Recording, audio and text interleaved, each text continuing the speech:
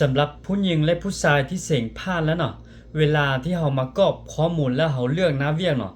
แนะนำให้ผู้หญิงเลือกเอาน้าเวียกตัวนี้เนาะหนึ่งก็คือโรงงานผลิตอาหารเนาะ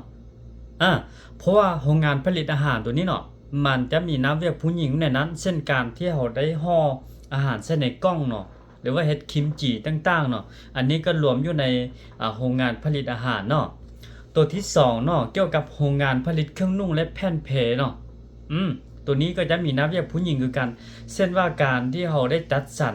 เครื่องนุ่งมือสองอันนี้ให้เป็นระเบียบแล้วก็เราจัดส่งออกจังซี่เนาะมันก็มีนักเรียนผู้หญิงอยู่หลายเนาะตัวที่3เนาะโรงงานผลิตยางพลาสติกเนาะตัวนี้ก็มีการแยกเนาะพลาสติกต่างหากเพราะว่าจะมีหลายประเภทเนาะให้เราแยกอันนี้ก็มีเวียกผู้หญิงในนั้นคือกันเนาะตัวที่4เนาะโรงงานผลิตเจียเนาะก็แล้วแต่ว่าผู้ใดสิมักตัวใดเนาะอันนี้ก็เลือกมา4อันให้เนาะสำหรับผู้ชายเนาะผู้ชายก็จะเลือกมาได้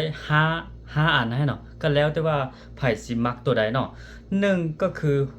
เครื่องจักรและอุปกรณ์ต่างๆเนาะโรงงานเครื่องจักรและอุปกรณ์ต่างๆเนาะตัวนี้มันจะเป็นภาพกว้างเนาะเครื่องจักรแล้วก็อุปกรณ์ตัวจังซี่เนาะคันว่าเฮาหมายเนาะเวลาที่เขาจะเลือกเอาคนเนาะคันว่าเขาเลือกได้น้าเวียกที่เป็นภาพกว้างอย่างซี่เนาะมันจะกวงเอาหลายๆน้าเวียกเนาะรวมเข้ากันเนาะตัวที่2เกี่ยวกับโรงงานเฟอร์นิเจอร์เนาะผู้ชายเนาะตัวที่3เนาะเกี่ยวกับชิ้นส่วนรถยนต์เนาะตัวที่4เนาะอุปกรณ์ขนส่งต่างๆเนาะตัวที่5เนาะชิ้นส่วนอิเล็กทรอนิกส์ต่างๆเนาะ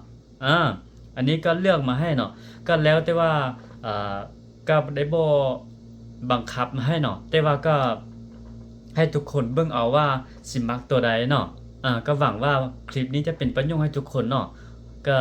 ยินดีที่พวกเราจะได้พบกันอยู่เกาหลีใต้เนาะ